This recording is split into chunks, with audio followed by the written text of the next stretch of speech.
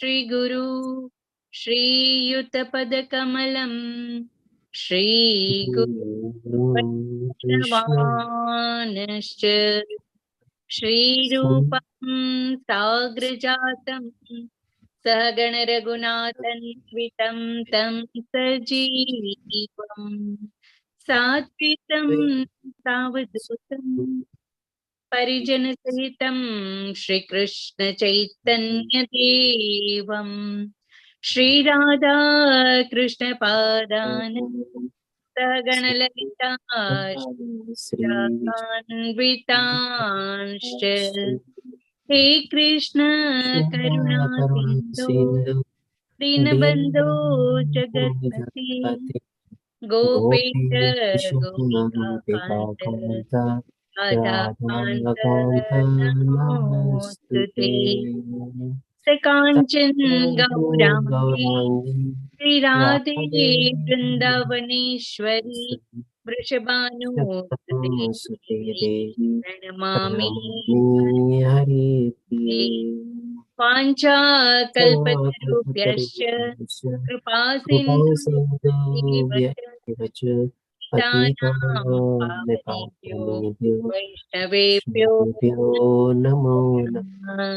नमो विष्णुपादाय कृष्णपृष्ठाय भूतले श्रीमते भक्तिवेदान्त स्वामिति नामिने नमस्ते सरस्वती देवी गौरवाणी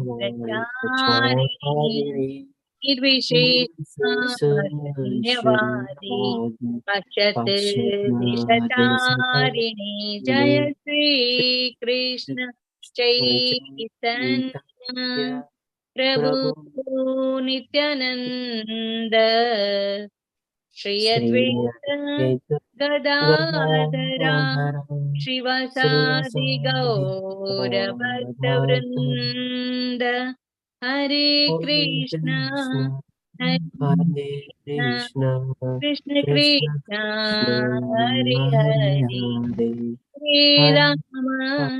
हरे राम राम राम हरे हरे। हरे कृष्ण। श्रीला प्रभुपाद ने जय। सर्वने जय श्री कृष्ण।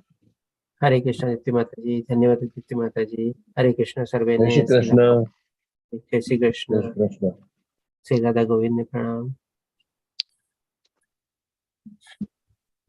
તો આજે આપણે શરૂ કરશું શ્રીમદ ભગવદ ગીતાનું અધ્યાય નંબર 3 તેનું નામ છે કર્મયોગ। આ અધ્યાય અર્જુનના પ્રશ્નથી શરૂ થાય છે। તો પહેલા શ્લોકમાં અર્જુન પ્રશ્ન પૂછે છે। એ પહેલા આપણે જાણી લઈએ કે બીજા અધ્યાયમાં ગઈકાલે ભગવાને આપણને બધા પ્રશ્નોના જવાબ આપ્યા। ત્યાર પછી અર્જુને બધું જ્ઞાન મેળવ્યું અને જે પ્રમાણે આપણે જાણ્યું હતું કે શિષ્યના સારા લક્ષણ તરીકે જે જ્ઞાન મળે એમાંથી કાંઈ પણ કન્ફ્યુઝન અને ડાઉટ હોય તો વિનયપૂર્વક આપણે નમ્રતાપૂર્વક આપણે સવાલ પૂછીએ। તો એવી જ રીતે અહીંયા અર્જુન પ્રશ્ન પૂછે છે। તો પહેલા શ્લોકમાં અર્જુને કહ્યું, હે જનાર્દન, હે કેશવ, જો તમે બુદ્ધિને સકામ કર્મ કરતા શ્રેષ્ઠ માનતા હો તો પછી તમે મને આ ઘોર યુદ્ધ કરવા શા માટે પ્રેરી રહ્યા છો? બધાને પોતપોતાને વિનંતી છે કે મ્યુટ રાખજો જેથી કરી બેકગ્રાઉન્ડ અવાજ ઓછો આવે। હવે અર્જુનના મનમાં આ પ્રશ્ન ક્યાંથી ઉભો થાય છે? ડેફિનેટલી ભગવાને ગયા કાલના અધ્યાયમાં આપણને જે જ્ઞાન આપ્યું એમાંથી કાંઈક એવું ભગવાને કીધું કે જેથી અર્જુનને આ પ્રશ્ન થયો કે ભાઈ બુદ્ધિ શ્રેષ્ઠ છે અને જો એવી રીતે બુદ્ધિ યોગ શ્રેષ્ઠ હોય તો પછી મને તમે આ કામમાં એટલે કે યુદ્ધમાં તમે શું કામે મને પ્રેરી રહ્યા છો? અર્જુનનો પ્રશ્ન બહુ વ્યાજબી છે।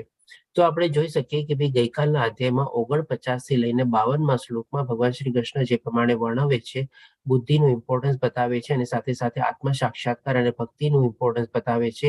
એમાંથી અર્જુનને આ પ્રશ્ન ઉદ્ભવે છે અને એમાં જે 52મો શ્લોક હતો એ આપણે લઈ શકીએ કે ભાઈ અર્જુનને આ મૂંઝવણ ત્યારે ઊભી થાય છે કે 52મા શ્લોકમાં ભગવાન શ્રી કૃષ્ણ કહે છે, જ્યારે તારી બુદ્ધિ મોહ રૂપી ગાઢ જંગલને પાર કરી જશે। એટલે કે મોહ રૂપી ગાઢ જંગલ એટલે કે શું? આ ભૌતિક દુનિયામાં જે આપણને માયા અને બધાનું જે છે એક જાતનું જંગલ છે। આપણને અનિયંત્રિત આપણા મનમાં ઈચ્છાઓ ને બધું જાગે છે અને જ્યારે આપણી બુદ્ધિ આ બધાને પાર કરી જશે એટલે કે એનાથી પરે થઈ જશે ત્યારે તારે સર્વ સાંભળવા યોગ્ય બાકી એટલે કે જે કાંઈ તે નહીં સાંભળ્યું હશે એ અથવા તો તે જે સાંભળેલ હશે તે પ્રત્યે તું ઉદાસીન થઈ જઈશ. ઉદાસીન શું કામે થઈ જશે? એટલે કે ન્યુટ્રલ ભાવ આવી જશે.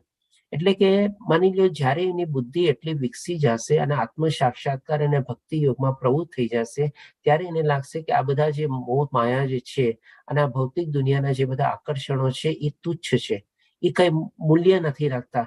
કારણ કે જીવનનું મૂલ્ય શું છે એ ભગવાન શ્રી કૃષ્ણે બીજા અધ્યાયમાં સમજાવી દીધું. એટલે કે જે આ પ્રમાણે જીવનનું મૂલ્ય સમજી જાય પછી પોતાનું જીવન વેડફે નહીં અને જીવનને બેકાર ન જવા દે, અને એવી રીતે પછી પોતે આત્મ સાક્ષાત્કાર અને ભક્તિ યોગમાં પોતે પ્રવૃત્ત થાય અને ભગવાનના ધામમાં પહોંચવાની પોતે પ્રયત્ન કરે. તો આ જયારે બધી એનામાં બુદ્ધિ વિકસી જાય એટલા માટે ભગવાન શ્રી કૃષ્ણ કહે છે કે ત્યારે તારી બુદ્ધિ આ બધા જંગલને પાર કરી જશે ત્યારે. એટલે કે આ રીતે આપણે સમજી શકીએ છીએ કે બુદ્ધિ કેવી રીતે શ્રેષ્ઠ છે. હવે હજી અર્જુન બીજો પ્રશ્ન પૂછે છે બીજા શ્લોકમાં કે આપના દ્વિઅર્થી ઉપદેશોથી મારી મતિ મૂંઝાઈ ગઈ છે, તેથી કૃપા કરી નિશ્ચયપૂર્વક મને જણાવો કે આમાંથી મારે માટે સૌથી હિતાવહ શું છે. હવે એને દ્વિઅર્થી ભગવાને જે ઉપદેશ આપ્યો, જ્ઞાન આપ્યું, એને દ્વિઅર્થી લાગે છે. કેવી રીતે દ્વિઅર્થી લાગે છે? તો કે ભાઈ ગઈકાલના અધ્યાયમાં આપણને ભગવાન શ્રી કૃષ્ણ સૌ પ્રથમ પહેલા આપણને આત્મજ્ઞાન આપે છે અને પછી આપણને સ્વધર્મ એટલે કે નિયત કર્મ કરવાનું અથવા તો ભગવાને સૂચવેલા કર્મ આપણને નિર્દેશ કરે છે. તો એ રીતે એને લાગે છે કે દ્વિઅર્થી એટલે કે આ રસ્તો અપનાવો કે ઓલો રસ્તો અપનાવો. જેમ કે પહેલા ભગવાન શ્રી કૃષ્ણ 11 થી 30 શ્લોકમાં આત્મજ્ઞાન આપ્યું અને પછી 38 53 શ્લોકમાં ભગવાન શ્રી કૃષ્ણે સ્વધર્મ અથવા નિયત કર્મ અથવા તો ભગવાને સૂચવેલા કર્મ વિશે જ્ઞાન આપ્યું. જેમાં આપણે 2 ઉદાહરણ લીધેલા હતા. હનુમાનજીનું ઉદાહરણ લીધેલો હતો જે લંકાને જલાવી દે છે, બાળી નાખે છે, અને બીજું આપણે વિભીષણનું ઉદાહરણ લીધેલું હતું કે જે રાવણનો વિરોધ કરીને ભગવાન શ્રી રામના શરણે આવે છે અને બંને પોતાનું સ્વધર્મ નિભાવે છે અથવા તો નિયત કર્મ નિભાવે છે અથવા તો ભગવાને સૂચવેલા કર્મ ઉપર પોતે આગળ વધે છે. અને એની પહેલા ભગવાન શ્રી કૃષ્ણે આત્મજ્ઞાન આપ્યું હતું. એટલે હવે આ બેમાં એ પોતે મૂંઝવણ થાય છે અને કન્ફ્યુઝન થાય છે કે હવે મારે શું કરવું. એટલા માટે ભગવાન શ્રી કૃષ્ણને કહે છે કે જે મારા માટે હિતકારી હોય, જે મારા માટે કલ્યાણકારી હોય એ મને સ્પષ્ટ રીતે અને ચોક્કસપણે બતાવો. હવે અર્જુનનો આ પ્રશ્ન પણ બહુ વ્યાજબી છે કે ડેફિનેટલી જો મારે યુદ્ધ કરવાની જરૂર શું કામ, જો હું બુદ્ધિમાં આપણે મારે મન સ્થિત કરું તો. અને બીજું પણ પ્રશ્ન છે કે ભાઈ જો એકવાર હું આત્મજ્ઞાન પ્રાપ્ત કરી લઉં ને એ રસ્તા ઉપર આગળ વધું તો પછી આ રસ્તો તો મારે ત્યાગવો પડે. એટલે હવે ભગવાન શ્રી કૃષ્ણ આના ઉત્તર તરીકે આપણને સમજાવે છે. તો 5મા શ્લોકમાં કહે છે પ્રત્યેક વ્યક્તિને તેને ભૌતિક પ્રકૃતિ દ્વારા મેળવેલા ગુણો અનુસાર વિવશ થઈને કર્મ કરવું જ પડે છે. એટલે કે one is bound to do the work અને one is under the compulsion to do the work. એટલે જબરજસ્તી કહીએ અથવા તો આપણે વિવશ થવાનો મતલબ શું કે ભાઈ આપણે એની સામે મજબૂર થઈ જઈએ. કોની સામે મજબૂર થઈ જઈએ? તો કે જે પ્રમાણે આ ત્રિગુણી માયા જે છે અને ત્રિગુણી માયા પ્રમાણે આપણે જે ગુણો કેળવેલા હોઈએ એની આપણે આપણા બધા હથિયાર આપણા હેઠા મૂકી દેવા પડે અને આપણે કર્મ કરવા માટે આપણે મજબૂર અથવા વિવશ થઈ જવું પડે. તો આ રીતે ભગવાન શ્રી કૃષ્ણ પહેલા એનો પ્રશ્નનો જવાબ આપે છે કે ભૌતિક પ્રકૃતિ દ્વારા મેળવેલા ગુણો, સતોગુણ હોય, રજોગુણ હોય, તમોગુણ હોય, અને આ ચીજ આપણે બહુ સરસ રીતે ડિટેલમાં 14મા અધ્યાયમાં સમજશું કે કેવી રીતે માણસ પ્રભાવિત થાય છે, કેવી રીતે એની મનોદશા હોય છે, કેવી એની મનોસ્થિતિ હોય છે, કેવું એ વિચાર શ્રેણી હોય છે, કેવા કર્મમાં એ પ્રવૃત્ત હોય છે, જેવા જેવા ગુણોના પ્રભાવ હેઠળ એ પોતાનું જીવન કાઢે છે. અને સાથે સાથે ભગવાન શ્રી કૃષ્ણ એ પણ બતાવે છે કે એનું રિઝલ્ટ અથવા પરિણામ શું આવે છે અને આગલી ગતિ એની કેવા જન્મમાં થાય છે. આ બધી ચીજ ભગવાન શ્રી કૃષ્ણ આપણને 14મા અધ્યાયમાં બતાવે છે. પણ અહીંયા આપણને સંક્ષિપ્તમાં કહે છે કે ભૌતિક પ્રકૃતિના દ્વારા જે આપણે ગુણો મેળવેલા હોય એનાથી આપણે કમ્પલ્શનમાં આવી જઈએ છીએ, આપણે બાઇન્ડિંગ થઈ જઈએ છીએ. એટલા માટે આપણે કર્મ કરવું જ પડે છે. તેથી કોઈ પણ મનુષ્ય એક ક્ષણ માટે પણ કર્મ કર્યા વિના રહી શકતો નથી. તમે જોજો દરેક ક્ષણે આપણા મનમાં કોઈક ને કોઈક વિચાર આવતા હોય. આપણે કર્મ કરવાનો મતલબ શું છે? ખાલી આપણા હાથ પગ ચલાવી, આપણી કર્મેન્દ્રિયો ચલાવી એટલે કર્મ નથી થતું. કર્મ આપણા વિચારથી કર્મ થાય છે, કર્મ આપણા બુદ્ધિથી કર્મ થાય છે, કર્મ આપણા કર્મેન્દ્રિયો ચલાવવાથી કર્મ થાય છે, હાથ પગ ચલાવવાથી કર્મ થાય છે. એટલે કે 3 રીતે કર્મ થાય છે. તો માણસ કોઈ પણ છે એના મનમાં કંઈક ને કંઈક વિચાર આવતા જ હોય.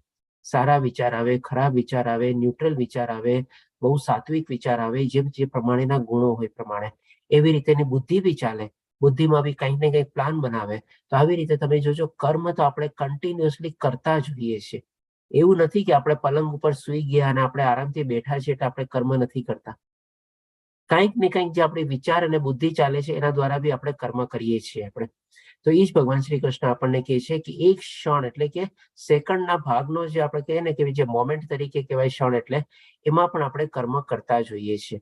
હવે આ કર્મ કરવું સેના કરતા વધારે સારું છે અને શું કામે જરૂરી છે એ પણ હવે આપણને ભગવાન શ્રી કૃષ્ણ સમજાવે છે. તો 8મા શ્લોકમાં ભગવાન શ્રી કૃષ્ણ કહે છે, તું તારું નિયત કર્તવ્ય કર્મ કર, કારણ કે કર્મ નહીં કરવા કરતા કર્મ કરવું વધારે સારું છે.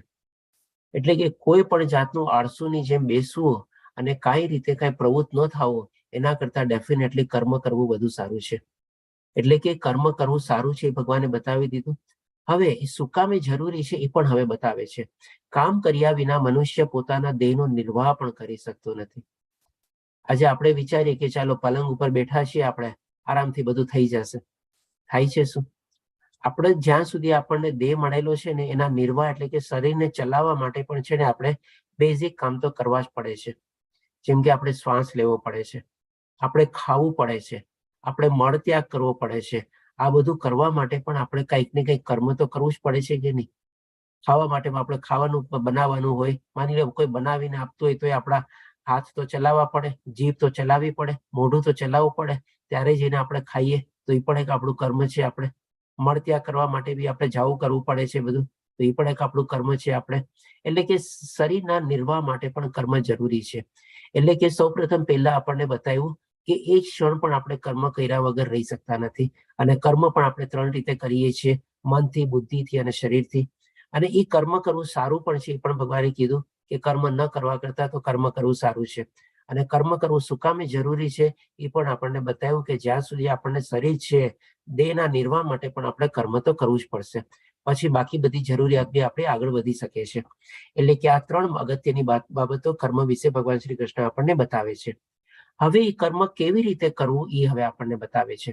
તો 9મા શ્લોકમાં ભગવાન શ્રી કૃષ્ણ કહે છે, વિષ્ણુ પ્રીત્યર્થે યજ્ઞ તરીકે કર્મ કરવું જોઈએ.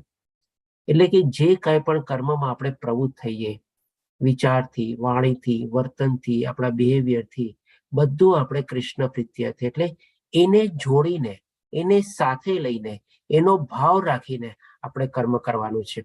અને જો એવી રીતે ન કરીએ તો અન્યથા આ ભૌતિક જગતમાં કર્મના બંધન ઉત્પન્ન થાય છે. કર્મના બંધન ઉત્પન્ન થવાનો મતલબ શું?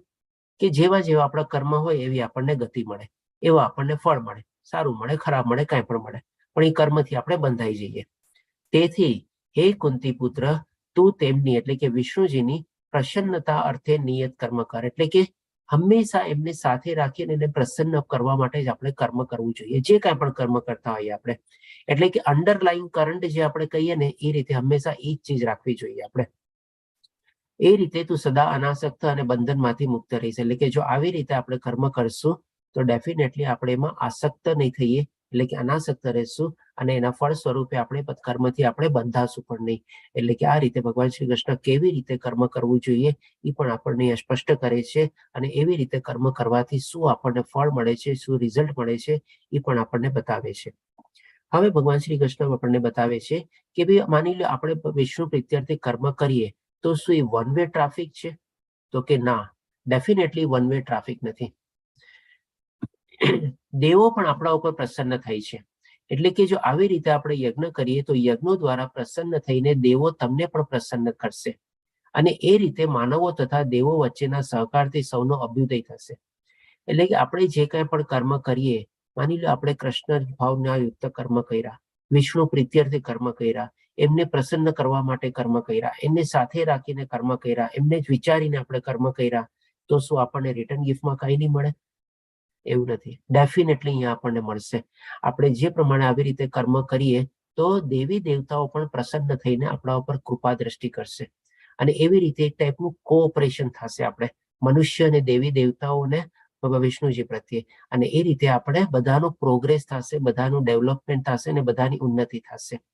હવે તમે પૂછશો કે ભાઈ કેવી રીતે દેવી દેવતાઓ આપણા ઉપર કેવી રીતે પ્રસન્ન થાય? માની લો આપણે બધા કર્મ આવી રીતે કર્યા તો એ લોકો આપણા ઉપર કેવી રીતે પ્રસન્ન થાય? એટલે કે આપણને રિટર્ન ગિફ્ટ શું મળે? તો એના માટે ભગવાન શ્રી કૃષ્ણ કહે છે 12મા શ્લોકમાં કે જીવનની વિવિધ જરૂરિયાતોની પૂર્તિ કરનારા વિભિન્ન દેવો. આપણને જીવન જરૂરિયાત માટે ઘણી બધી ચીજોની જરૂર હોય છે, જેમ કે હવા, પાણી, વર્ષા, તડકો, છાંયો, બધું ચીજ આપણને જોવે છે. તો આ બધા માટે વિભિન્ન દેવો એટલે કે અલગ અલગ દેવોને આ બધો ડિપાર્ટમેન્ટ સોંપવામાં આવેલો છે. જેમ આપણે અહીંયા ફોટામાં જોઈ શકો છો તમે, અહીંયા ભગવાન શ્રી કૃષ્ણ ઉપર છે અને એની નીચે આ બધા દેવી દેવતાઓ છે. જેમ કે ઇન્દ્રજી વર્ષા આપણને વરસાવે છે, સૂર્યનારાયણ આપણને સૂર્યનો તડકો આપે છે, ચંદ્રદેવથી આપણને રાત્રિની છાયો મળે છે, શીતળતા મળે છે, અંધારું મળે છે આપણને. એવી રીતે પવનદેવથી આપણને વાયુ મળે છે, જેનાથી આપણે શ્વાસ લઈ શકીએ છીએ.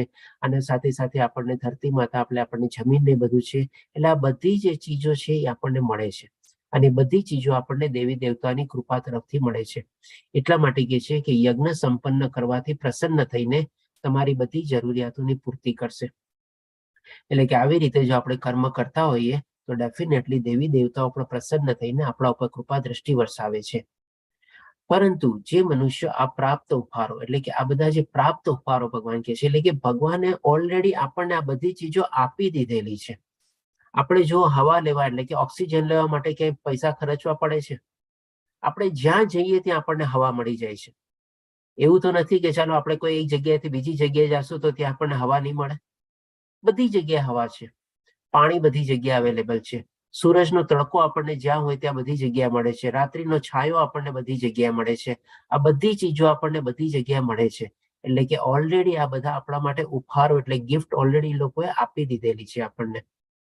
દેવોને અર્પણ કર્યા વગર પોતે ભોગવશે તે નક્કી ચોર છે. પણ આ બધી ચીજો જો આપણે આપણા રિટર્ન તરીકે એ લોકોને કઈ આપણે પ્રસન્ન કરવા માટે કઈ નહીં કરીએ તો ડેફિનેટલી જે પ્રમાણે ભગવાન શ્રી કૃષ્ણ આપણને કહે છે કે નક્કી ચોર ગણાશે. હવે આ સમજવા માટે આપણે દાખલો લઈએ, એક એક્ઝામ્પલ લઈએ કે માની લો એક ઓપન હાઉસ હોય. હવે ઓપન હાઉસમાં શું છે કે ભાઈ તમારે જ્યારે આવવું હોય ત્યારે આવો, જેટલી વાર રહેવું હોય એટલી વાર રહ્યો, જ્યારે પાછા જવું હોય જાઓ. અને બધી એમાં સગવડો ને બધી સુવિધાઓ બધી હોય, ખાવા પીવાની બધી સગવડો હોય, સુવા કરવાની બધી સગવડો હોય, એન્ટરટેનમેન્ટની બધી સગવડો હોય, બધી ચીજો A to Z બધી આપણને મળેલી હોય. હવે માની લો આપણે હાઉસમાં ઓપન હાઉસમાં ઘૂસ્યા, 1 વર્ષની, 2 વર્ષની, 5 વર્ષની, 10 વર્ષની, પણ માની લો આપણે 60, 70, 80 વર્ષો એ ઘરમાં રહ્યા આપણે અને આપણે બધી ચીજો આ ભોગવી. આપણે ત્યાં સૂર્યનો તડકો ભોગવ્યો, રાત્રિનો છાંયો ભોગવ્યો, વર્ષા ભોગવી, આપણે શ્વાસ લીધો, ત્યાં જે ખાવા પીવાનું મળતું તો આપણે ખાવાનું પીધું, આપણે સૂતા કર્યા, બધું કર્યું, મોજ મસ્તી કરી, બધું કર્યું. હવે જવાનું એ ઘરમાંથી નીકળવાનો સમય આવ્યો અને એ ઘરમાંથી નીકળતી વખતે માની લ્યો ત્યાં એક આપણે કોઈ પેટી હોય. આપણે હવે એ પેટીમાં આપણી યથાશક્તિ પ્રમાણે આપણે કાંઈ પણ આપણે અર્પણ કરી શકીએ અને કાંઈ પણ આપણે અર્પણ કર્યા વગર આપણે નીકળી ગયા. માની લે ચાલો આપણી પાસે કઈ નથી, આપણે અર્પણ ન કરી શક્યા, પણ ત્યાં જે આટલું બધું ઓપન હાઉસ છે ત્યાં કેટલી બધી સેવાઓની જરૂર હોય. એટલા બધા માણસો માટે ખાવાનું બનાવવાની જરૂર હોય, બધાના પાતળ ઉપાડવાની જરૂર હોય, એને સાફ કરવાની જરૂર હોય, મળમૂત્ર જ્યાં જગ્યા હોય એને સાફ કરવાની જરૂર હોય, બીજી કેટલી બધી સેવાઓની જરૂર પડે. આપણે સેવા તો આપી શકીએ કે નહીં ત્યાં, પણ જો એ સેવા પણ આપણે ન આપીએ અને એવી રીતે આપણે નીકળી ગયા તો અહીંયા જે પ્રમાણે ભગવાન શ્રી કૃષ્ણ કહે છે આ બધા પ્રાપ્ત ઉપહારો જે આપણને મળેલા છે અને આપણે પોતે ખાલી ભોગવે જ રાખીએ અને એની સામે કાંઈ આપણે અર્પણ ન કરીએ, એટલે કે અર્પણ કર્યા વગર, તો તે નક્કી ચોર જ છે. એટલે કાંઈ યથાશક્તિ પ્રમાણે આપણું કોઈ રીતે તનથી, મનથી, બુદ્ધિથી કોઈ પણ રીતે આપણું યોગદાન જો આપણે ન કરીએ, દેવોને પ્રસન્ન કરવા માટે આપણે કોઈ કર્મ ન કરીએ તો ડેફિનેટલી આપણે ચોર જ ગણાઈએ. હવે પછી ભગવાન શ્રી કૃષ્ણ આગળ 14મા શ્લોકમાં એ પ્રમાણે વર્ણવે છે કે બધા દેહધારી પ્રાણીઓ અન્ન ખાઈને પોષણ પામે છે. આપણે જાણીએ છીએ કે આપણને ખાવા વગર ચાલે નહીં. હજી હમણાં 1-2 દિવસ પહેલા આપણે માની લો આજે દિવસે આપણે આ 36મો બેચ શરૂ થયો એ દિવસે જ એકાદશી હતી. આપમાંથી ઘણા લોકો એકાદશી કરી હશે અને બીજે દિવસે આપણે પારણું કરવાનું હોય, કેવી આપણને ભૂખ લાગે. એટલે કે એક દિવસ પણ આપણે જો સરસ મજાનો ઉપવાસ પાડતા હોઈએ, ઘણા લોકો તો નિર્જળા એકાદશી બી કરતા હોય અથવા તો ફળ ફ્રૂટ લઈને બી કરતા હોય અને અન્નનો ત્યાગ કરતા હોય એ દિવસે, તો પણ બીજે દિવસે આપણને જયારે પારણું તોડવાનું કેટલી ભૂખ લાગે છે આપણને. એટલે કે ખાધા વગર આપણને એક ક્ષણ પણ ચાલતું નથી. એટલા જ માટે ભગવાન શ્રી કૃષ્ણ કહે છે કે બધા દેહધારી પ્રાણીઓ અન્ન ખાઈને પોષણ પામે છે. એટલે કે આપણું ગ્રોથ પણ ફૂડ ઉપરથી થાય છે, ખોરાક લઈને જ થાય છે. અને હવે આ ખોરાક આપણને કેવી રીતે મળે છે તો કે અન્ન વરસાદથી ઉત્પન્ન થાય છે. વરસાદ ન થાય તો ક્યાંથી ધાન પાકે, ક્યાંથી આપણને બધો ખોરાક મળે, કેવી રીતે આપણે બધું બનાવીએ. અને એ વરસાદ પણ શેનાથી થાય છે તો કે વરસાદ યજ્ઞ કરવાથી વરસે છે. એટલે જે પ્રમાણે આપણે યજ્ઞ કરીએ ભગવાનના પ્રસન્ન કરવા માટે, એ યજ્ઞ કરીએ તો વરસાદ થાય અને વરસાદથી ધાન પાકે. અને યજ્ઞ નિયત કર્મો કરવાથી થાય છે. એટલે કે ભગવાન શ્રી કૃષ્ણ અહીંયા આપણને આખી ઇકો સાયકલ સમજાવે છે. સૌથી પહેલા આપણને ખાવાનું જોવે છે. ખાવાનું શેનાથી મળે તો કે વરસાદથી મળે. વરસાદની કૃપા દ્રષ્ટિ આપણા ઉપર ક્યારે થાય? જ્યારે આપણે એવી રીતે યજ્ઞ કરીએ ત્યારે. અને યજ્ઞ કેવી રીતે થાય? તો કે ભાઈ આપણે આપણું નિયત કર્તવ્ય કર્મ કરવાનું છે, અને એની સાથે કૃષ્ણભાઈ ભાવના યુક્ત થઈને આપણા નિયત કર્તવ્ય કર્મ કરવાના છે, અથવા તો સ્વધર્મ નિભાવવાનો છે, અથવા તો કૃષ્ણભાઈ ભાવના યુક્ત થઈને એમણે સૂચવેલા માર્ગો ઉપર આપણે ચાલવાનું છે. આ થઈ ગયું આપણું નિયત કર્મ. હવે આવી રીતે જયારે આપણે કહીએ જે પ્રમાણે ભગવાન ઇકો સિસ્ટમ આપણને સમજાવે છે, એને આપણે એકવાર યજ્ઞનું ચક્ર આપણે સમજી લઈએ. તો યજ્ઞનું ચક્ર એટલે કે માની લો આપણે ભગવાન શ્રી કૃષ્ણ છે, અને ભગવાન શ્રી કૃષ્ણ જ આ બધા વેદોનું સંકલન કરતા છે. એમના થકી જ બધા વેદો ઉત્પન્ન થયેલા છે. હવે આ બધા વેદોમાં છે ને જેના જે પ્રમાણે ગુણ હોય ને એ પ્રમાણે એક એક ઓક્યુપેશન આપણે કહી શકીએ, એક એક એક્ટિવિટી લઈ શકીએ, અથવા તો એક એક કર્મ લઈ શકીએ. એ બધું આપણે નિશ્ચિત કરેલું છે. ડેફિનેટલી આ બધું પણ ભગવાન શ્રી કૃષ્ણ આપણને ઓર આગલા અધ્યાયમાં પણ સમજાવશે કે કયા ગુણો હેઠળ માણસ જીવે છે અને કેવા કર્મોમાં પ્રવૃત્ત થાય છે અને એનો સ્વભાવ કેવો હોય છે બધું. એટલે કે માની લો એક માણસે પોતાનો વ્યવસાય ચૂઝ કર્યો અને પોતે પોતાની ફરજ બજાવે છે ખેતી કરીને, અને ખેતી કરવા માટે જમીનને ખેડવી પડે, બધું કરવું પડે. એ પ્રમાણે બીજનું આરોપણ કરે છે, બધું કરે છે, અને ત્યાર પછી સરસ મજાની એની સાર સંભાળવી લે છે, બધું કરે છે. અને એકવાર પોતે બધી કહીને કે ભાઈ વાવણી કરી લીધી હોય પછી હવે એ યજ્ઞ કરે છે. એટલે યજ્ઞ કરીને એ શું કરે છે? દેવી દેવતાઓને પ્રસન્ન કરવા માટે યજ્ઞ કરે છે. અને આ યજ્ઞ કરીને પછી દેવી દેવતાઓ પ્રસન્ન થઈને શું કરે છે? તો કે ભાઈ વરસાદ આપે છે. એટલે કે કૃપા દ્રષ્ટિ થાય છે. અને આ જયારે કૃપા દ્રષ્ટિ થાય છે દેવી દેવતાઓની, ત્યારે આપણે અનાજ પાકે છે એમાંથી, જે પ્રમાણે એને બધું વાવ્યું હોય એ પ્રમાણે.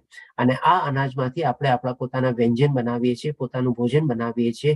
અને એ ભોજન પણ આપણે પેલા ભગવાનને અર્પણ કરીને અને પછી આપણે એને પ્રસાદ રૂપે ગ્રહણ કરીએ છીએ. કારણ કે પ્રસાદ રૂપે જયારે આપણે આ ભોજનને ગ્રહણ કરીએ તો આપણે શું છે? બધા પાપ કર્મોમાંથી આપણે મુક્ત થઈ શકીએ આપણે. હવે આ તો થયું જે પ્રમાણે ભગવાન શ્રી કૃષ્ણ આપણને યજ્ઞનું ચક્ર બતાવ્યું એ પ્રમાણે સમજ્યા. હવે તમે કહેશો કે આને આપણે આજની તારીખમાં પ્રેક્ટિકલ લાઈફમાં કેવી રીતે ઇન્વોલ્વ કરવું? તો ડેફિનેટલી આને પણ આપણે આજની પ્રેક્ટિકલ લાઈફમાં જોડી શકીએ છીએ આપણે. સૌ પ્રથમ ભગવાન શ્રી કૃષ્ણ છે, એમાં આપણે કઈ ચેન્જ કરી શકવા નથી. વેદો એમણે જ રચેલા છે બધા, અને વેદોમાં જે પ્રમાણે બધું લખેલું છે એ પ્રમાણે આજની તારીખમાં શું છે?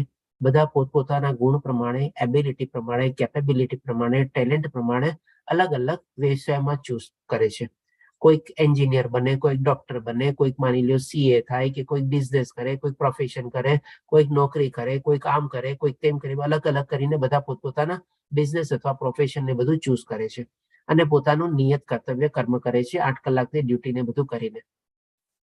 હવે એ બધું કરે ત્યારે જેમ કે સવારના પૂરમાં ડ્યુટીએ જાય એની પહેલા ભગવાનને નમન કરીને જાય, ભગવાનના પૂજા સેવા કરીને જાય, જેટલો ટાઈમ મળતો એ પ્રમાણે.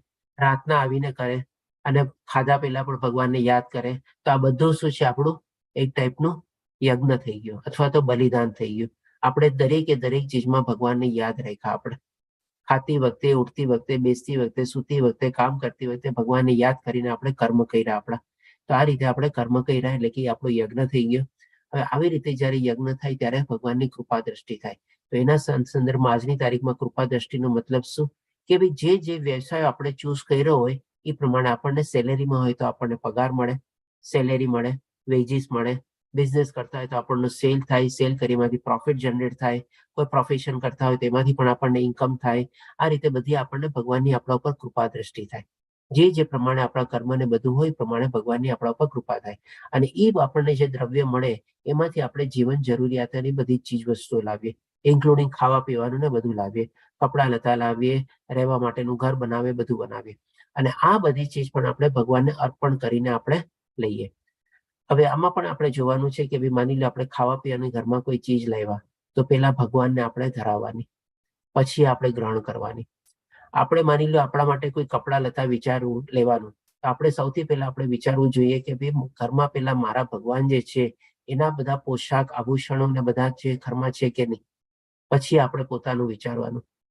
માની લો આપણે એક ઘર લઈએ છીએ સારું આપણા રહેવા માટે, એમાં પણ આપણે એક સરસ મજાનો આપણે પૂજા રૂમ બનાવીએ, ભગવાન એમને સરસ રીતે એમને બિરાજમાન કરીએ, તો આપણે એ બધું કર્યું કહેવાય. એટલે કે બધી ચીજમાં આગળ રાખવાના ભગવાનને, પ્રથમ રાખવાના ભગવાનને, અને એવી રીતે બધું વિચારવાનું. તો પછી જે પ્રમાણે ભગવાને આપણને કીધું, આપણે ચોર બી નથી ગણાતા, અને એવી રીતે જે કર્મ કરેલું હોય એમાં આપણે બંધન કરતા બી થતા નથી, અને આપણી આસક્તિ બી વહી જાય છે. આપણે હવે કોઈ બીજી ચીજનો બી આપણે દાખલો લઈએ કે માની લો આપણે ગાડી લીધી, નવી ગાડી લીધી તો પેલા આપણે એની પૂજા કરવાની, ભગવાન એમાં પણ ગાડીમાં બેસાડવાના, સ્થાપિત કરવાના, અને એ ગાડીનો ઉપયોગ બી આપણે આપણાની સાથે સાથે પણ જેટલો બીજા લોકો માટે આપણે કરી શકતા હોઈએ એ પણ સારું હોય. જેમ કે માની લો આપણે ઓફિસ જતા હોય, રસ્તામાં કોઈ આપણને આપણો કોઈ કલીગ હોય એને પણ આપણે લિફ્ટ આપી શકીએ, તો એ પણ એક આપણું લોક કલ્યાણથી કાર્ય થઈ ગયું.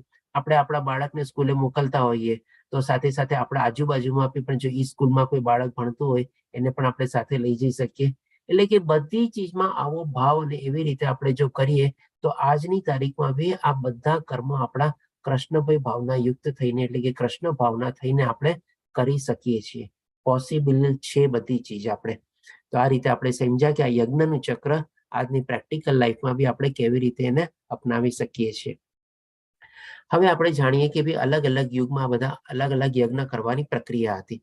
જેમ કે આપણે પહેલા અહીંયા સતયુગમાં હશું, આવી રીતે ત્યાં લોકો જંગલમાં જઈને સાધના કરતા, કઠોર તપસ્યા કરતા, અને એવી રીતે પોતાની અંદર જ આત્મ સાક્ષાત્કાર કરતા અને ભગવાનને પ્રાપ્ત કરતા. પછી આવ્યો ત્રેતાયુગ. ત્રેતાયુગમાં આવી રીતે બધા લોકો યજ્ઞ કરતા.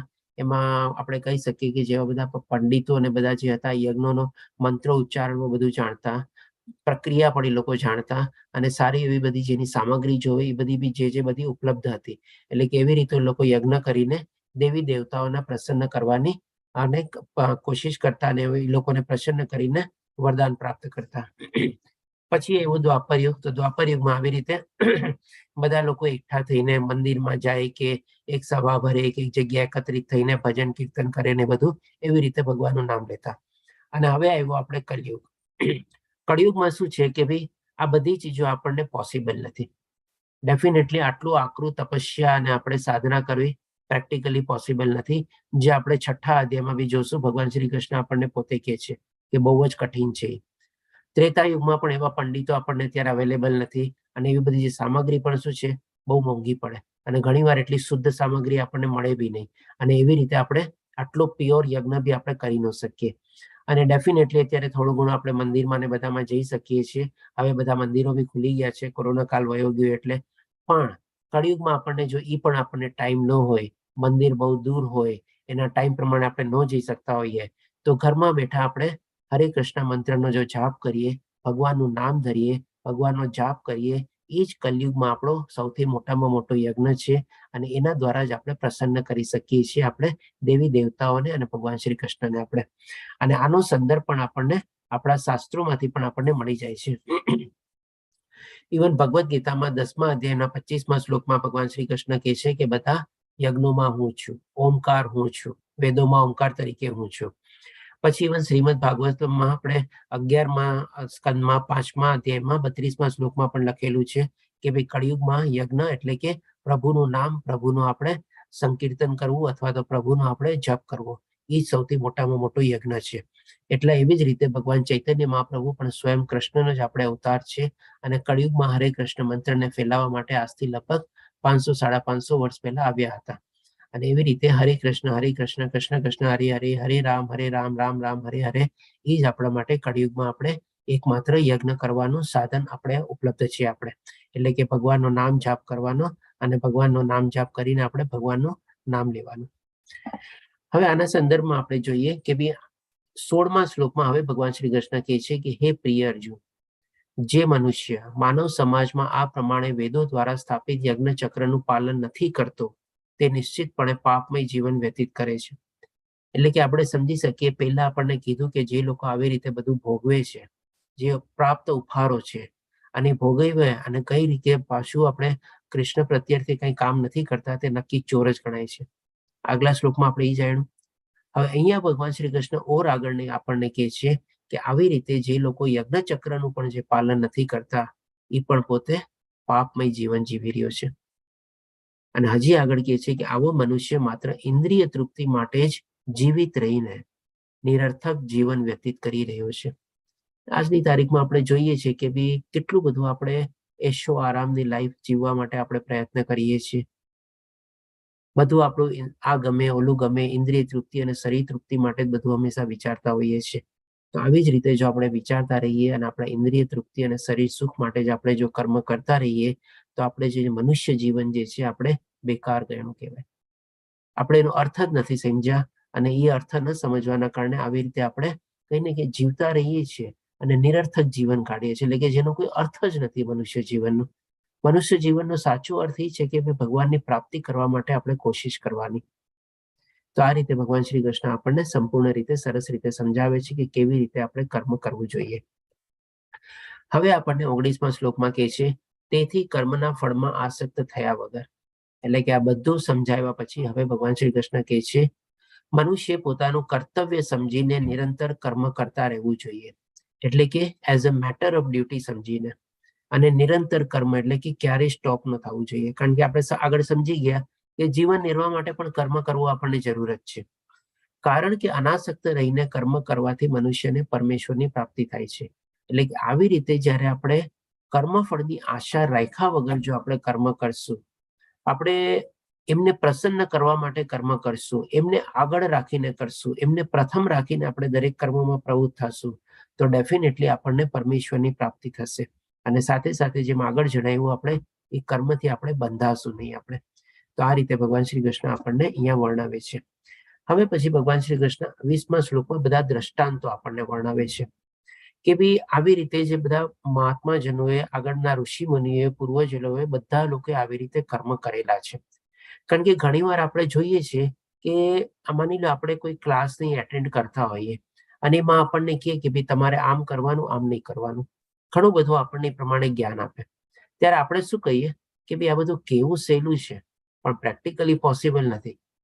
તો શું છે, એની સંદર્ભમાં છે ને આપણને દાખલાઓ આપે, અથવા તો કે જેવા અનુભવો હોય ને એ લોકોને ખાસ આપણને બોલાવે. આપણે તમે જોજો ઘણીવાર એવા વર્કશોપ હોય તમારે કે જેમાં એવા અનુભવી લોકોને એક લોકો ખાસ ઇન્વાઇટ કરે કે તમે આવીને તમારો અનુભવ શેર કરો, તમે આવીને તમારો પ્રસંગ વર્ણવો કે કેવી સિચ્યુએશનમાં અને બધામાંથી તમે પાસ થયા છો અને કેવી રીતે તમારો બધા તમે આજની તારીખમાં આ લેવલમાં તો આ સ્થિતિએ પહોંચેલા છો.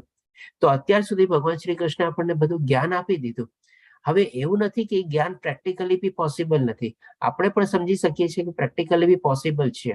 તો એને એ સમજાવવા માટે હવે ભગવાન શ્રી કૃષ્ણ એકદમ ઠોસ આપણી સામે એવા પુરાવા મૂકે છે અહીંયા. એટલે કે એ લોકોને આપણને આમંત્રિત કરીને ભગવાન શ્રી કૃષ્ણ આપણી સામે એવા દાખલા મૂકે છે કે જેથી કરીને આપણે સમજી શકીએ કે હા ભાઈ, આ ચીજ બી પ્રેક્ટિકલી પોસિબલ છે ને ઘણા લોકોએ કરેલી છે. આપણે એવું નથી કે પ્રથમ આપણે શરૂઆત કરશું. તો 20મા શ્લોકમાં જેવી રીતે પેલા જનક રાજાનું એક્ઝામ્પલ આપે છે. જનક જેવા રાજાઓ, એટલે કે જનક જેવા રાજાઓ, એટલે કે જનકનું એક નામ તરીકે છે. જનક રાજા એટલે કે જે સીતા મૈયાના આપણે પિતા હતા એ આપણે. અને એવા અનેક રાજાઓએ માત્ર નિયત કર્તવ્ય કરવાથી સિદ્ધિ પ્રાપ્ત કરી હતી.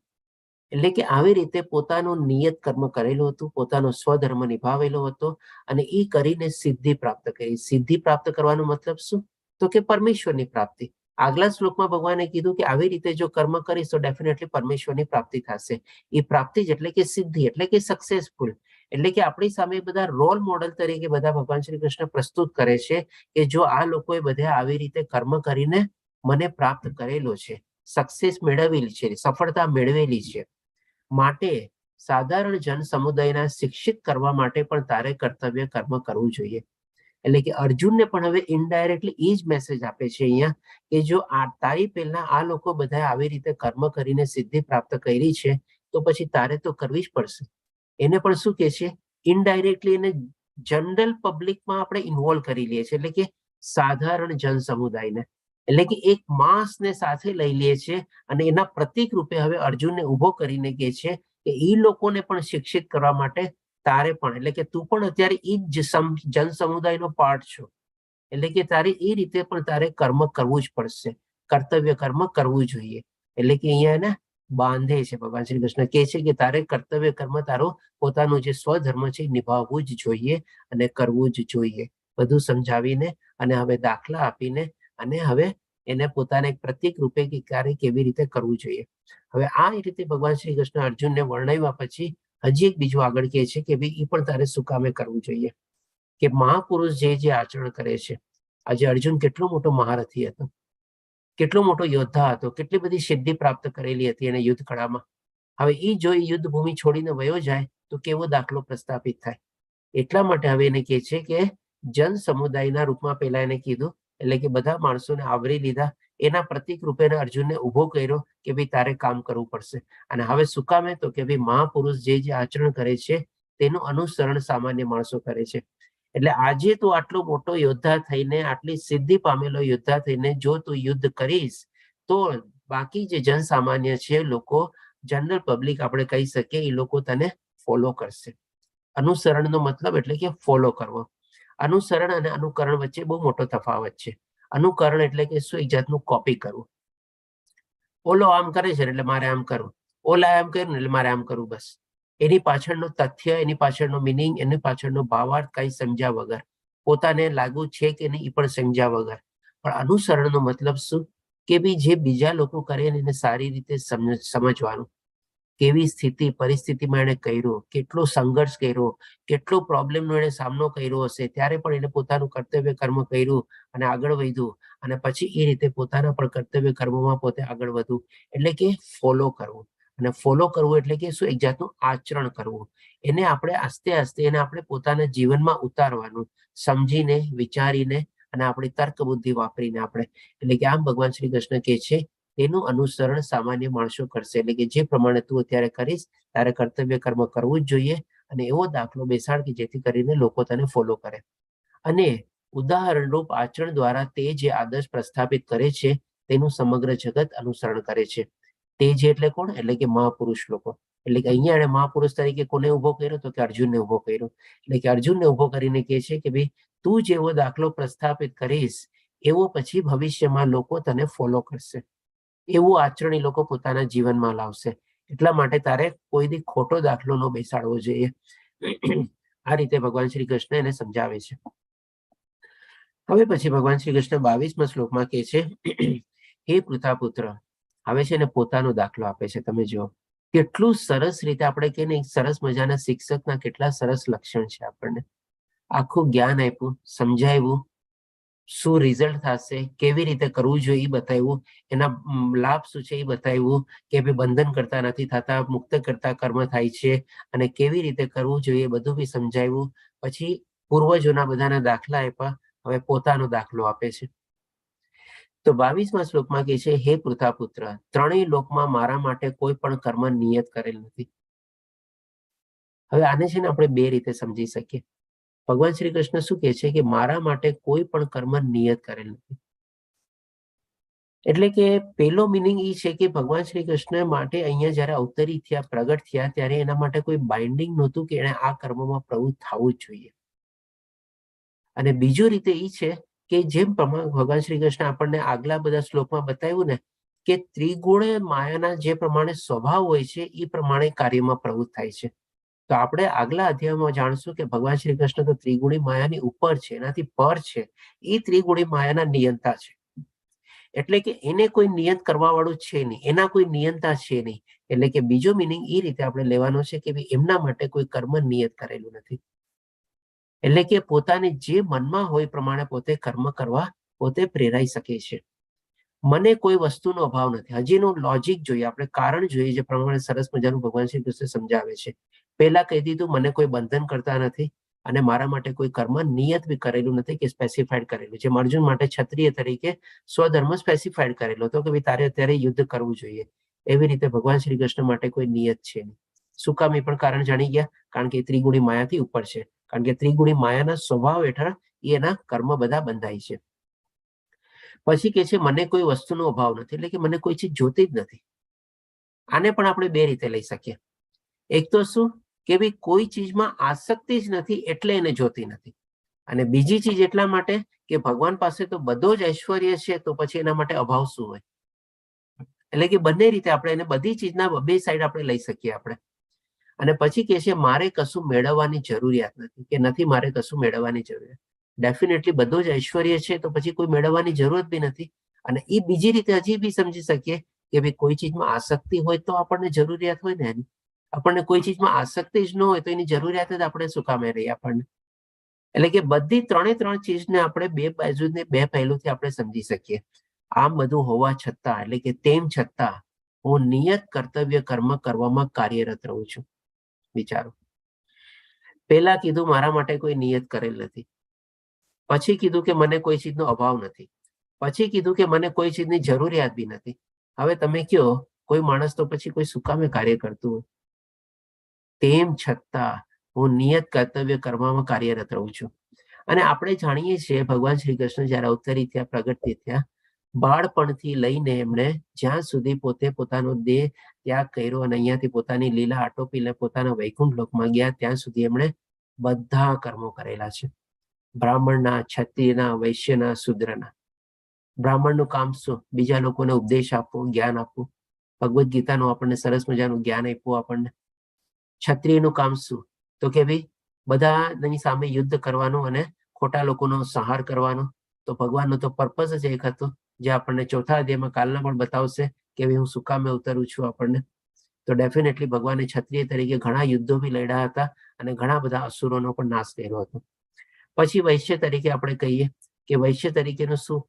તો કે ભાઈ આદાન પ્રદાન કરવું. તો ડેફિનેટલી એમણે એ પ્રમાણે પણ પોતે પોતાનું જીવન ગાળ્યું છે, પોતે બધાને ભક્તિ આપેલી છે. એની સંદર્ભમાં માંગ્યું છે શું આપણે? પછી આપણે જોઈએ શુદ્ર. તો શુદ્ર તરીકે એમણે જયારે આપણે કહીએ કે ભાઈ જયારે યુધિષ્ઠિરે જે યજ્ઞ કરેલો હતો એ યજ્ઞમાં બધાના પાતળ પણ એમણે ઉપાડેલા છે. આ બધી સેવા બી એમણે આપેલી છે. એટલે કે વર્ણાશ્રમ પ્રમાણે આપણે જો જોઈએ તો દરેક વર્ણનું કામ એણે પોતે કરેલું છે. હવે આપણે જો ઉંમર પ્રમાણે જઈએ, આપણે નાનપણથી લઈને મોટા થયા સુધી ઉંમર પ્રમાણે પણ એને બધા કાર્ય કરેલા છે. નાનપણમાં બાળક તરીકે બધાને પજેવા બી છે, બધા ગોપીઓ સાથે બી પોતે પજવતા, યશોદા મૈયાને બી પજવતા, અને ઇવન નાનપણના પણ એના મા બાપની સેવા કરેલી છે. જેમ અહીંયા તમે ફોટો જોઈ શકો છો, એ આના નંદ બાબા છે, આ યશોદા મૈયા છે. નંદ બાબા જયારે સવારના પૂરમાં જતા હોય પોતાનું કામ કરવાની, ત્યારે શું કરે છે? નાનકડા બાળક તરીકે પોતે નંદ બાબાના જે પાદુકા હતી પોતાના શરીર ઉપર લઈને એને અર્પણ કરે છે કે લ્યો બાબા તમારા માટે હું પાદુકા લઈ આવ્યો, તમે આ પહેરીને જાઓ. એટલે કે આપણે જોઈ શકીએ કે ભાઈ બધા કામ ઉંમર પ્રમાણે એમણે બધા કરેલા છે. એટલે કે મોટા થયા પછી પણ એમને બધા અલગ અલગ, એમને પણ પોતાનું આપણે કહી શકીએ કે રાણીઓ હતી, એમના પણ પુત્રો પ્રપુત્રો બધા હતા આપણે. એટલે કે બધા આશ્રમ પ્રમાણે પણ એમને બધા કરેલા છે, ઉંમર પ્રમાણે કરેલા છે, વર્ણ પ્રમાણે કરેલા છે. બધી રીતે કોઈ કામ એમણે બાકી નથી રાખ્યું. નાનપણમાં ગોવાળિયા સાથે રમતા બી, ગાયો બી ચરાવવા જતા અને બધું કામ કરેલું છે. એટલે કે આ રીતે ભગવાન શ્રી કૃષ્ણ કહે છે હું નિયત કર્તવ્ય કરવામાં કાર્યરત રહું છું. એટલે કે પોતાનો પણ દાખલો આપણને આપે છે. હવે પછી 26મા શ્લોકમાં ભગવાન શ્રી કૃષ્ણ કહે છે વિદ્વાન મનુષ્ય સકામ કર્મોમાં આસક્ત એવા અજ્ઞાની લોકોના મનને વિચલિત કરવા જોઈએ નહીં. એટલે કે વિદ્વાન મનુષ્ય કોણ?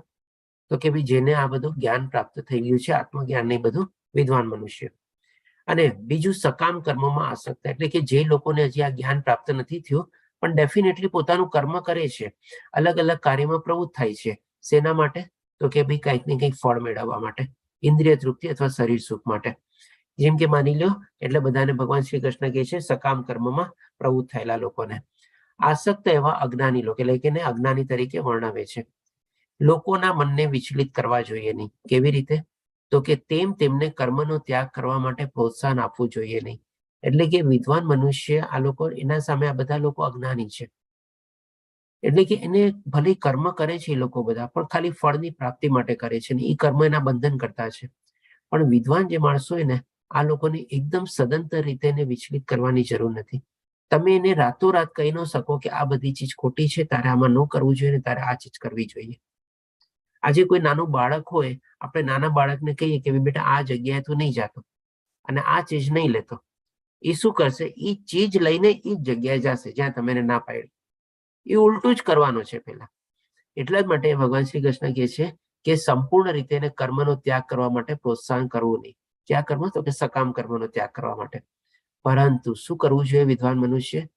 ભક્તિભાવપૂર્વક કર્મમાં વ્યસ્ત રહેવા પ્રેરણા આપવી જોઈએ, કે જેથી ધીરે ધીરે કૃષ્ણભાઈ ભાવના યુક્તનો વિકાસ થઈ શકે. એટલે કે એને મોટિવેટ કરવાના છે, પ્રેરણા આપવાની છે. આસ્તે આસ્તે આસ્તે આપણે એક સાથે એક ઝાટકે નથી થવાનું ચેન્જ. તો આના સંદર્ભમાં હું આપણે કહીશ કે જેમ અત્યારે આપણે આ ઓનલાઈન કોર્સ લઈ રહ્યા છીએ અને નમન ઈશાદાસ પ્રભુજીના આયોજન અને માર્ગદર્શન હેઠળ આપણે રહી રહ્યા છીએ અને આ 36મો બેચ છે. તો અમને લોકોને કહેવામાં આવેલું છે કે ભાઈ આપણે જેટલા જણ બધા પાર્ટિસિપેટ કરતા હોય ને બધાને ખાલી આપણે આસ્તેથી છે ને એક વાર કહેવાનું કે આપણે જાણી ગયા છે કે કલયુગમાં જે છે હરે કૃષ્ણ મહામંત્રનો જાપ જ આપણા માટે યજ્ઞ છે. એટલે જે લોકો માની લ્યો જે કાંઈ પણ સંખ્યા કરતા હોય અથવા કોઈ બીજા નામનો બી જપ કરતા હોય કરતા રહીએ, પણ ખાલી ફક્ત એક માળાનું એમાં એડિશન કરે. આ મારા તરફથી રિક્વેસ્ટ નથી, પણ આપણે નમન ઈશાદાસ પ્રભુજીની આપ સૌને બધાને રિક્વેસ્ટ છે કે જો આપ હરે કૃષ્ણ મહામંત્રનો જાપ જપતા હો, માળા કરતા હો તો બહુ જ સારું. તો એને સંખ્યા વધારવાની કોશિશ કરો. 1, 2, 4, 8 કરતા હો તો એને 10, 12, 16 સુધી પહોંચાડો.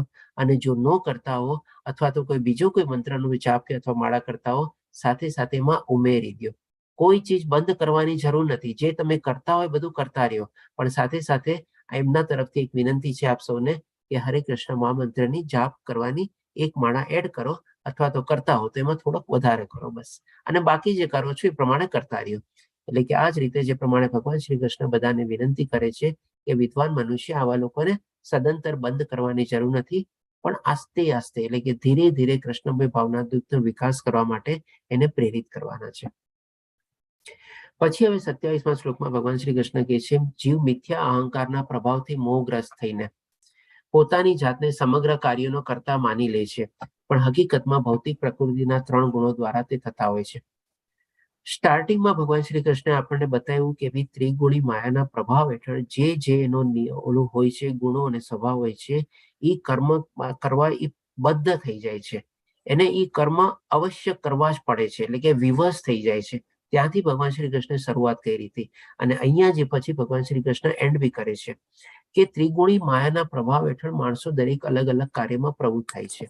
અને એ જ એનું કહીને ડ્રાઇવિંગ ફોર્સ હોય છે કોઈ પણ કર્મમાં પ્રવૃત્ત થવાનું અલગ કારણ. પણ માણસ શું સમજી બેસે છે કે ભાઈ આ કર્મ મારા કારણે થયું, એટલા માટે કે છે કે મિથ્યા અહંકાર. અને એ જે છે આપણો ખોટો અહંકાર છે આપણે કે આ મારા કારણે થયું, આ મેં કર્યું, હું નહોતો ન થાત. અને એ એકચ્યુઅલી સાચું છે નહીં, પણ હકીકતમાં ભૌતિક પ્રકૃતિના 3 ગુણો દ્વારા તે થતા હોય છે. એટલે કે આવી રીતે ભગવાન શ્રી કૃષ્ણ અહીંયા આપણને સ્પષ્ટ કરે છે કે આપણે કોઈ પણ ચીજમાં કર્તા ભાવ ન રાખવો જોઈએ. હવે પછી અર્જુન પ્રશ્ન પૂછે છે આ બધું સમજાવ્યા પછી.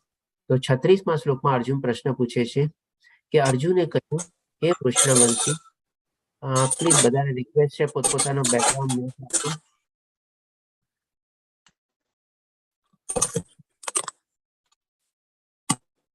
હરે કૃષ્ણ. તો અર્જુન પ્રશ્ન પૂછે છે કે હે વૃષણવંશી, જાણે કે બળજબરીથી તેમાં પરોવાયા હોય તે મનુષ્ય ઈચ્છતો ન હોવા છતાં પાપ કર્મમાં સાથી પ્રેરાય છે. એટલે કે હવે અહીંયા અર્જુન જે પ્રશ્ન પૂછે છે એ પણ બહુ પ્રેક્ટિકલ પ્રશ્ન છે. ઘણી વાર એવું બી થાય છે, આપણે તમે જોજો કે આપણે બળજબરીથી કોઈ કર્મમાં આપણે પ્રવૃત્ત થઈએ છીએ આપણે, અને પછી પાછળથી ઘણી વાર આપણને અફસોસ બી થાય છે કે મારે આ કર્મ શું કામ કરવું જોઈએ, અથવા તો ક્યારેક એવું બોલાઈ જવાય છે, ક્યારેક એવું વિચારીએ છીએ, ક્યારેક એવી રીતે આપણો બિહેવિયર થઈ જાય છે. પાછળથી આપણને જ અફસોસ થાય છે કે ભાઈ હું તો આમ નથી કરતો, હું તો આમ કોઈ દે બોલતો નથી, હું તો આવી રીતે કોઈ દી વર્તન કરતો નથી, પણ કેમ આવી રીતે આમ થઈ ગયું? થાય છે કે નહીં? એમાં are you agree with me or not બધા? હરે કૃષ્ણ. હા કે ના જવાબ આપો ખાલી. જી પ્રભુજી. ધન્યવાદ. ઓકે, તો ડેફિનેટલી જે પ્રમાણે અર્જુન પૂછે છે પ્રશ્ન, તો ભગવાન શ્રી કૃષ્ણનો જવાબ આપે છે.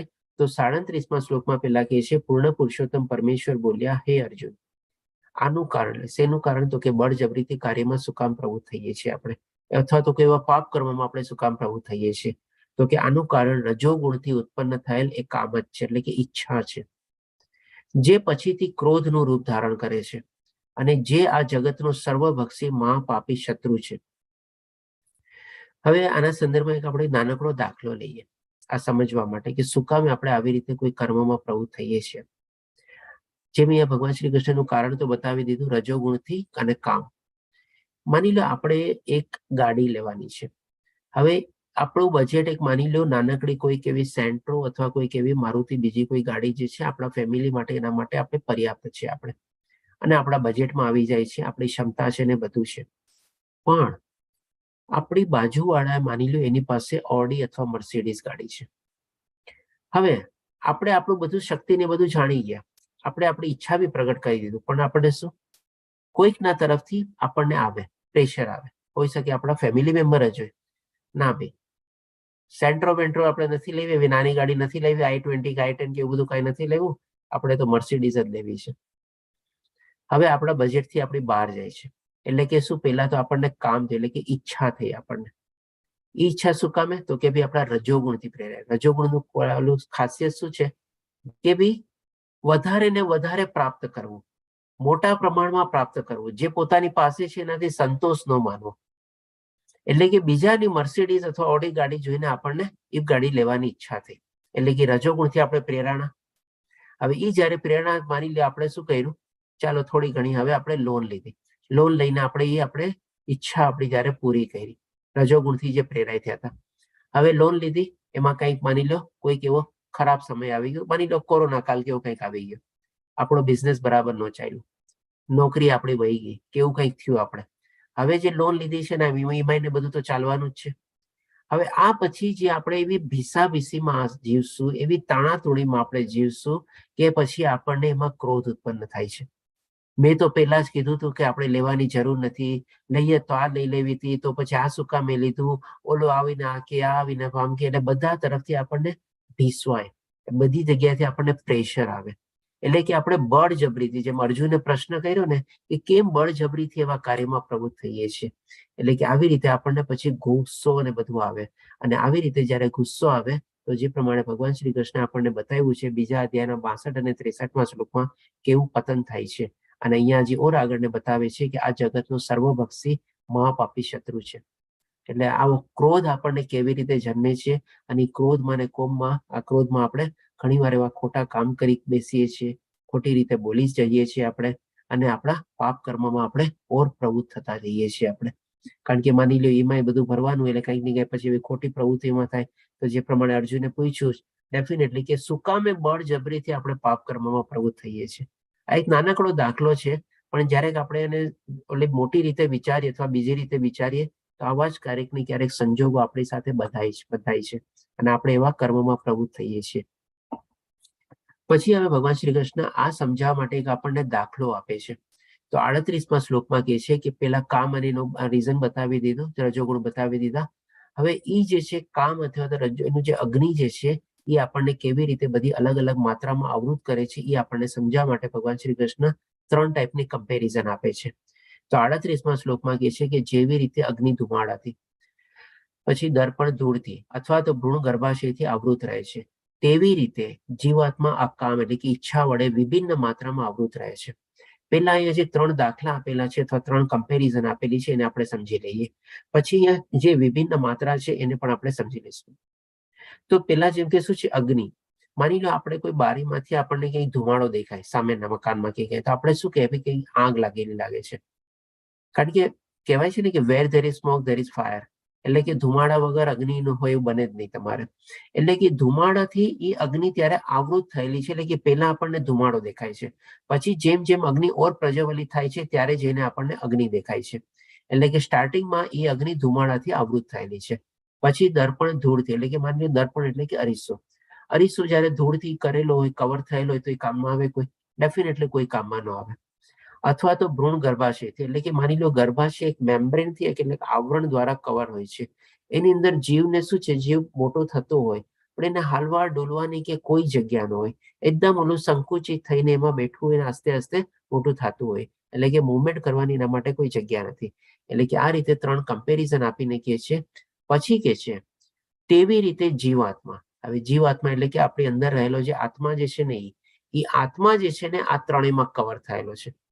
એટલે કે આમાં આત્મા શું છે, અગ્નિ રૂપે આત્મા છે, આમાં આત્મા તો અરીસા રૂપે છે, અને આમાં જે આત્મા છે એ આપણે આ બાળક રૂપે છે. આપણે એ બધા કવર થયેલા છે. આમાં અગ્નિ કવર થયેલી છે, આમાં અરીસો કવર થયેલો છે, અને આમાં બાળક કવર થયેલું છે. જીવાત્મા આ કામ વડે એટલે કે આ બધા આપણે ઈચ્છા વડે કવર થયેલા હોય છે વિભિન્ન માત્રામાં. હવે વિભિન્ન માત્રા શું છે, તો કે આ જે છે ને આ મનુષ્યનો આત્મા છે. પેલા આપણે આ બધી આવી રીતે આપણા ભૌતિક દુનિયાના મોહ માયાના આકર્ષણથી આપણો આત્મા કવર થયેલો છે, એટલે કે કામ વડે. અને આસ્તે આસ્તે જયારે આપણું અગ્નિ આપણે કહે ને કે ભાઈ જ્ઞાન આપણને મળે છે ત્યારે બધા આવરણ આપણાથી દૂર થાય છે અને આપણે સાચું સમજી શકીએ છીએ. અને આ જે છે આ લેવલ કોનું છે તો કે પ્રાણીનું લેવલ છે. એમાં શું છે એ પ્રાણીનું પોતે જીવન જીવે છે એને કાંઈ ખબર નથી, આખી જિંદગી એની એમને વહી જાય છે પણ એમાં અરીસામાંથી એમાંથી ધૂળ હટતી જ નથી તમારે. અને આ જે જીવન છે એ કોનું છે તો કે ભાઈ વૃક્ષોનું જીવન છે, એટલે કે ઝાડપાનનું જીવન છે. ઝાડપાનને તમે જોજો હલવા ડુલવાની જરાય જગ્યા ન હોય, એક જ જગ્યા આસ્તે આસ્તે પોતે મોટું થતું હોય. તેવી જ રીતે આ ગર્ભાશયમાં પણ આ બાળક આસ્તે આસ્તે એક જ જગ્યાએ બેઠું બેઠું ત્યાં મોટું થતું હોય છે. એટલે કે આ માત્રામાં એટલે કે 3 માત્રા 3 કમ્પેરિઝન દ્વારા આમ ભગવાન શ્રી કૃષ્ણ વર્ણવે છે. આ મનુષ્ય જીવન છે, આ પ્રાણી જીવન છે અને આ વૃક્ષોનું જીવન છે. અને બધામાં એ લોકો આપણે માયાથી કવર થયેલા હોય છે. હવે પછી 39મા શ્લોકમાં આપણને બતાવે છે કે એટલે એ જે આપણે કામ અથવા જે આપણે ઈચ્છાઓ જે છે એ કેટલી પ્રબળ અગ્નિ રૂપનું લે છે. એટલે કે એ રીતે જ્ઞાની જીવ આત્માની શુદ્ધ ચેતના કામરૂપી સનાતન શત્રુ દ્વારા ઢંકાઈ જાય છે. જે પ્રમાણે આપણે ત્રણેય લેવલમાં જોયું, ત્રણેય કેવી રીતે ઢંકાયેલા છે આત્મા, એવી રીતે કામરૂપી સનાતન શત્રુ એટલે કે કન્ટિન્યુઅસલી આપણો શત્રુ છે જ. અને આવી રીતે આપણી શુદ્ધ જીવાત્માની જે શુદ્ધતા જે છે એ ઢંકાયેલી રહે છે. અને આ કામ કદાપી સંતુષ્ટ થતો નથી, એટલે કે આપણી ઈચ્છાઓ ક્યારેય સંતુષ્ટ થતી જ નથી. એક મોબાઈલ લીધો ન લીધો, ત્યાં નવો થોડા વખત પછી પાછો બીજો આવ્યો, બીજો મોબાઈલ લેવો છે, ગાડી બદલવી છે, ઘર બદલવું છે, આ કરવું છે, વાં જવું છે, અહીંયા જવું છે, કાંઈક ને કાંઈક નવી નવી ઈચ્છાઓ ઉત્પન્ન થતી જ રહેતી હોય છે અને ક્યારેય સંતોષાતી નથી. તથા અગ્નિની જેમ બળતો રહે છે. કોણ બળતો રહે છે તો કે ભાઈ આપણી આ બધી કામેચ્છાઓ, બધી ઈચ્છાઓ આપણી. એટલે કે આવી રીતે અગ્નિ દ્વારા જ આપણને હંમેશા આપણને આપણી અંદર જે રહેલો આત્મા જે છે ને એ હંમેશા આવી રીતે ઢંકાયેલો જ રહે છે આવી બધી ઈચ્છાઓથી. અને એ ઈચ્છારૂપી જે અગ્નિ હોય છે એ આપણને બાંધીને રાખે છે આવી રીતે. હવે પછી ભગવાન શ્રી કૃષ્ણ 40મા શ્લોકમાં આનું નિવાસ સ્થાન બતાવે છે કે આ બધા આપણી ઈચ્છાઓ ક્યાં વસેલી છે. આપણે તો કે ઇન્દ્રિયો, મન તથા બુદ્ધિ એ આ કામના નિવાસ સ્થાનો છે. એટલે કે આ બધી જે ઈચ્છાઓ જે છે એના રહેઠાણ ક્યાં છે, ઘર ક્યાં છે તો કે આપણા બધા ઇન્દ્રિયો. જેમ કે કંઈક જોયું હોય આપણે, ચાલો એને હાલી લઈએ. કોઈક જગ્યાએથી કંઈક સાંભળ્યું હોય, ચાલો ને ત્યાં ફરવા વયા જઈએ. કંઈક ને કંઈક આવી બધી આપણને ઈચ્છાઓ પડી આપણી ઇન્દ્રિયોમાંથી ઉત્પન્ન થાય છે. મનમાં ક્યારેક મનમાંથી બી ઈચ્છા થાય, ચાલ ને આમ કરવું જ છે મારે, હવે આવી રીતે આમ થવું જ જોઈએ. તથા બુદ્ધિ આપણને ઘણી વાર ગાઈડ કરે, ચલો આમ કરી લે. સારી બુદ્ધિ થાય તો બરાબર છે. જેમ અત્યારે આ બધા સરસ મજાનો નિર્ણય લઈને આપણે આ સરસ મજાનો આપણે યજ્ઞ જોઈન કર્યો તો એ સારી બુદ્ધિ થઈ આપણે. અને એ આ કામના નિવાસ સ્થાનો છે, એટલે કે આ બધાના રહેઠાણો છે. તેમના દ્વારા આ કામ જીવાત્માના વાસ્તવિક જ્ઞાનને ઢાંકી દે છે. એટલે કે જ્યાં સુધી આવી રીતે બધી કામનાઓ અને ઈચ્છાઓ સંતોષાશે નહીં અને એ જાગતી જ રહેશે ત્યાં સુધી આપણું જે વાસ્તવિક જ્ઞાન જે છે, મનુષ્ય જીવનનું જે મૂલ્ય છે એ આપણે નહીં જાણી શકીએ અને તેને મોહિત કરે છે. એટલે કે આવી રીતે મન મોહિત થાય છે અલગ અલગ આપણે ઈચ્છાઓને તૃપ્ત કરવા માટે. એટલા માટે હવે ભગવાન શ્રી કૃષ્ણના સોલ્યુશન રૂપે કે છે દરેકે દરેક ચીજનો ભગવાને આપણને ઉપાય બતાવ્યો છે. ભગવાને આપણને એનું શું કહે ને કે એને કેવી રીતે પાર પાડવું એનું પણ આપણને બતાવ્યું છે. એટલે કે 41મા શ્લોકમાં કહે છે, માટે એ ભરતવંશીઓમાં શ્રેષ્ઠ અર્જુન, સો ધેરફોર હેન્સ, શરૂઆતમાં જ ઇન્દ્રિયોનું નિયમન કરીને પાપના આ મહાન પ્રતિક કામનું દમન કર અને જ્ઞાન તથા આત્મ સાક્ષાત્કારના વિનાશ કરતાનો વધ કર. એટલે કે જાયગા ત્યારથી સવાર, એટલે કે શરૂઆતથી જ આપણે આને બે રીતે લઈ શકીએ. પહેલો તો શું કે ભાઈ ચાલો જ્યારથી આપણને આ જ્ઞાન મળ્યું ત્યારથી આપણે એમાં આત્મ સાક્ષાત્કાર તરફ આપણે આગળ વધ્યા. જેમ કે હવે આજથી જ આપણને સમજાઈ ગયું કે ભાઈ ચાલો આપણે એક માળા તો કરવાની જ છે અને જો ઓર વધારે કરતા હોય તો એ સંખ્યા પણ આપણે વધારવાની જ છે. અને ભગવાન જ આપણને પ્રેરિત બી કરશે, એ જ આપણને પ્રોત્સાહન બી આપશે જ્યારે આપણે આવા સારા કાર્યમાં પ્રવૃત્ત થશું. અને બીજો મિનિંગ એ આપણે શરૂઆતનો મિનિંગ શું કે ભાઈ આપણા બાળકોને પણ આપણે આજની તારીખથી આ બધા કાર્યમાં આપણે પ્રવૃત્ત કરી શકીએ છીએ. એટલે કે સ્ટાર્ટિંગ ફ્રોમ ધ ડે 1 આપણે જેમ કે માની લો આજે ઘણા આપણા બાળકોને પણ મોબાઈલ લેવાની ઈચ્છા હોય અથવા તો કોઈ માની લો કોઈ ચીજ લેવાની જરૂર હોય, આપણે એને સમજાવી શકીએ, બેટા અત્યારે તને જરૂર છે આ ચીજની, તારી પાસે નથી શું એ ચીજ, તને એ ચીજથી નહીં ચાલે જરાય. આવા 2-3 પ્રશ્ન પૂછીને છે ને આસ્તે આસ્તે આપણે એની ઈચ્છાને કંટ્રોલમાં રાખી શકીએ. આપણે એને દબાવવાની નથી. જેમ આપણને કીધું ને ભગવાન શ્રી કૃષ્ણ કે તમે એને ના પાડશો તો એ નથી જ, એવું નથી કે એ નથી કરવાનો, એ બીજી જ રીતે વર્તવાનો છે. પણ આવી રીતે આપણે એને પ્રોત્સાહન આપવાનો છે, બેટા એ તને ચીજ શું કામે જોવે છે, તારી પાસે એ ચીજ વગર નહીં ચાલે શું? એક ચીજ તો છે તારી પાસે, તો બીજી તને શું કામે જોઈએ છે? આવા પ્રશ્નો પૂછીને એને આસ્તે આસ્તે આપણે એને વાળવાનો છે, કે જેથી કરીને શરૂઆતથી પોતાના આવી રીતે કામ અથવા કે ને ઈચ્છાઓના ઉપર પોતે કાબુ મેળવી શકે.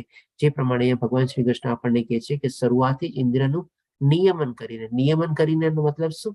એને ગાઈડન્સ આપીને એને કંટ્રોલ કરવાની છે.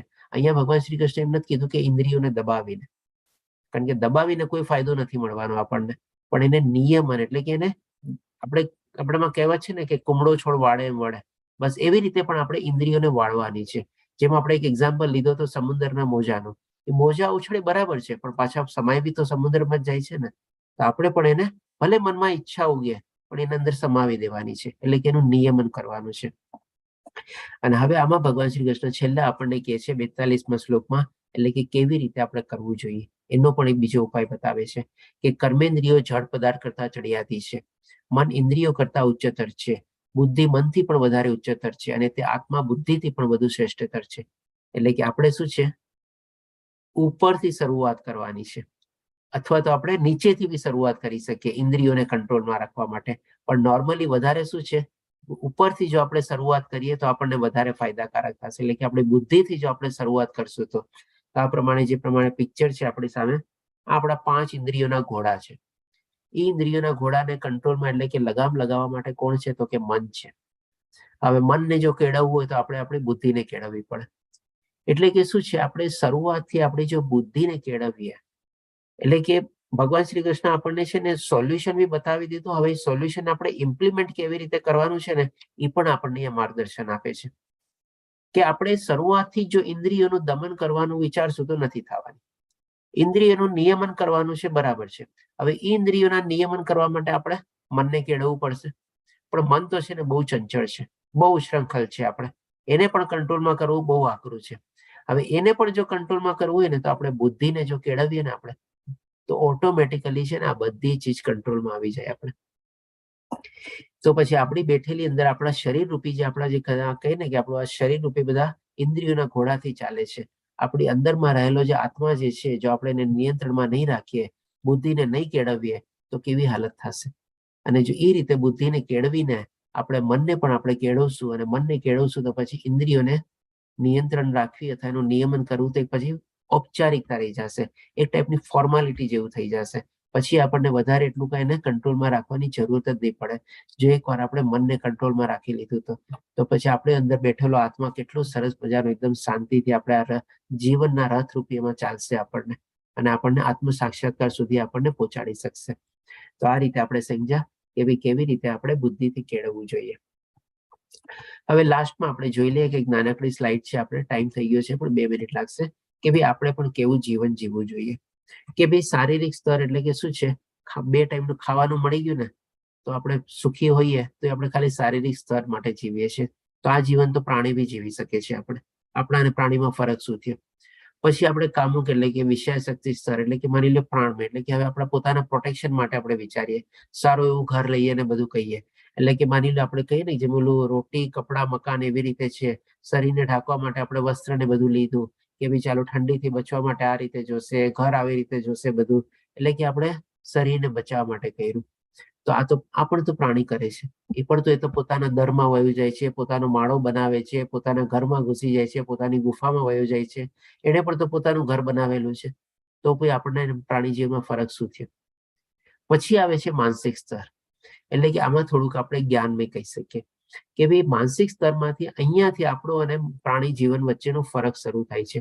કે ભાઈ આપણે થોડું ઘણું આવું બધું જ્ઞાન કેળવીને આપણે એને આપણી બુદ્ધિમત્તા વાપરીને આપણે આગળ વધી શકીએ છીએ, જે આપણે પ્રાણી લોકોમાં હોતું નથી. આપણે પણ હવે આ માનસિક સ્તર બી કેળવવાની શું છે, આપણે માની લો ગમે તેટલી ભૌતિક દુનિયાની ડિગ્રીઓ મેળવી લીધી અને હજી પણ આપણા શરીરને અને ઇન્દ્રિય સુખ અને એના માટે એમાં પ્રવૃત્ત રહ્યા આપણે, જેમ આપણે ભગવાને શ્રી કૃષ્ણ કીધું ને કે નિરર્થક જીવન જીવે છે, ખાલી ઇન્દ્રિય તૃપ્તિ માટે પોતાનું જીવન વ્યતીત કરે છે. તો એવી જ રીતે તો આપણે જીવન આપણે બી કાઢી શકીએ. ભલે આપણે પ્રાણીથી તો અલગ થયા, પણ શું એ સાચું આપણા મનુષ્ય જીવનનું આપણે સમજ્યા નથી? સમજ્યા હજી આપણે? જો એ સમજવું હોય તો આપણે આ બૌદ્ધિક સ્તર ઉપર પહોંચવું પડે, એટલે કે થોડુંક વિજ્ઞાનમય થવાનું પડે. એટલે કે બૌદ્ધિક સ્તરનો મતલબ શું છે કે ભાઈ આપણે કોણ છીએ, આપણે ક્યાંથી આવ્યા છીએ, એમની સાથે આપણો સંબંધ શું છે, એમની સાથે આપણે કેવી રીતે જોડાયેલા છીએ, આપણું જીવનનું લક્ષ્ય શું છે, એ લક્ષ્ય પ્રાપ્ત કરવા માટે આપણે શું કરવું જોઈએ. જ્યારે આવી રીતે આપણી બુદ્ધિ વિકસે ત્યારે આપણે કહી શકીએ કે ભાઈ આપણે બૌદ્ધિક સ્તર એટલે કે સાચું આપણા જીવનનું મૂલ્ય જાણી લીધું અને હવે આવી રીતે આપણે એમાં પ્રવૃત્ત થયા. એટલે કે પ્રવૃત્ત થવા માટે પછી શું આપણે થોડું ઘણું આધ્યાત્મિક સ્તરમાં જવું પડે. આધ્યાત્મિક સ્તર એટલે કે શું? ભગવાનની ભક્તિમાં પ્રવૃત્ત થવું પડે. જેમ આજના લર્નિંગ પ્રમાણે આપણે જાણ્યા કે ભાઈ આપણે માની લો એક માળા બી શરૂ કરીએ તો પણ એ આપણે કૃષ્ણ ભાવના યુક્ત માટેનો આપણો યજ્ઞ આપણે શરૂ કર્યો કહેવાય. અને અથવા તો જે કરતા હોય એની સંખ્યા બી વધારીએ તો આપણે એમાં ઓર આપણે આગળ વધ્યા કહેવાય. એટલે કે હવે આપણે પોતે વિચારવાનું છે કે આપણે કયા સ્તરમાં આપણી જિંદગી આપણે કાઢવાની છે. મનુષ્ય જીવન જે આપણને મળ્યું છે એનો કેવી રીતે આપણે ઉપયોગ કરવો છે. બને ત્યાં સુધી આપણે બૌદ્ધિક અને આધ્યાત્મિક સ્તર સુધી પહોંચવાની આપણે કોશિશ કરવાની છે. કારણ કે આ સ્તર સુધી તો ઘણા લોકો આપણે પોતે જીવતા જોઈએ. ઘણી બધી ડિગ્રીઓને મેળવેલા હોય ને પોતે આપણે જીવન અત્યાર સુધીનું કાઢી નાખ્યું હોય. પણ હવે આપણે કોશિશ કરવાની છે કે તરત ને તરત આપણે આધ્યાત્મિક સ્તરમાં પહોંચીએ આપણે. તો આ રીતે આપણો અહીંયા ત્રીજો અધ્યાય કમ્પ્લીટ થાય છે. વાંચા કલ્પતરુભ્યશ્ચ કૃપા સિંધુભ્યેવ ચ પતિતાનાં પાવનેભ્યો વૈષ્ણવેયો નમો નમઃ. હરે કૃષ્ણ કૃષ્ણ કૃષ્ણ હરે હરે, હરે રામ રામ રામ હરે હરે. શ્રીલા પ્રભુપાદ કી જય. શ્રી રાધા ગોવિંદ પ્રણામ. આના સંદર્ભમાં જો કોઈને કોઈ પ્રશ્ન હોય તો લઈ શકીએ છીએ આપણે. મહેશ પ્રભુજી કોઈ પ્રશ્ન? પ્રશ્ન નથી, પણ એક વિચાર આવેલો કે ગઈકાલે અધ્યાયમાં આપણે કેવું કે કૃષ્ણ ભગવાન ત્રિકાલ જ્ઞાની હતા અને એના હિસાબે આ યુદ્ધ થવાનું છે એને પહેલેથી ખબર હતી. યુદ્ધનું પરિણામ પણ ખબર હતી. કૌરવોની માતા ગંધારી એને શ્રાપ આપશે અને યદુવંશનો નાશ થશે ત્યાં સુધીનું એ જાણતા હતા. તો એ વિચલિત ન થયા કર્મમાં. ધારો કે આપણે ઘરની બહાર નીકળીને કોઈ એમ કહે કે તમને અકસ્માત થવાનો છે માટે આજે ન જતા તો આપણે કદાચ ન જઈએ એટલે આપણે વિચલિત થઈએ એ કર્મમાંથી.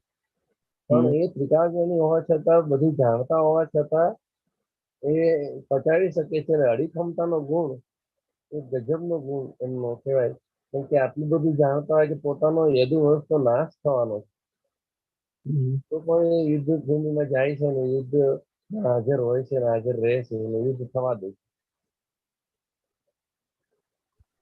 જી મહેશ પ્રભુજી, એકદમ સાચી વાત છે અને બહુ સરસ આપનું અધ્યયન છે. આપણે અને સરસ રીતે આપણે વિસ્તૃત કરીને બધાને જણાવ્યું, બાકી બધાને પણ જાણ ખાતર. ખૂબ સરસ, ધન્યવાદ મહેશ પ્રભુજી.